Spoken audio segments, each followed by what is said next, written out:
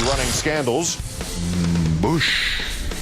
Number 3, Appeasement-Gate. Once again, expect a ferocious response out of the administration after news that another Western power is actually going to talk to the leadership of another rogue state. Syria is on the State Department list of state sponsors of terrorism, yet this country will send its top diplomat for the Middle East to meet with Syrian officials, possibly in the Western country's own capital. Which is the latest appeaser to violate the Bush doctrine?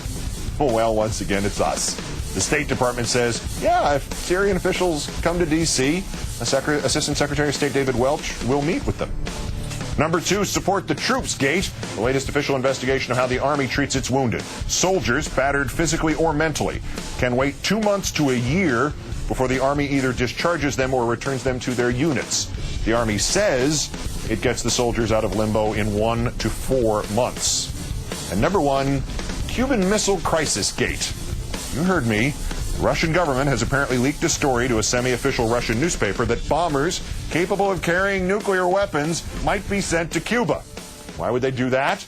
The Russian paper Izvestia quotes a source who says that this is about American neocons' dream of that crazy Star Wars missile defense system and putting it into Eastern Europe. While they are deploying the missile shield in Poland or the Czech Republic, our strategic bombers will already be landing in Cuba.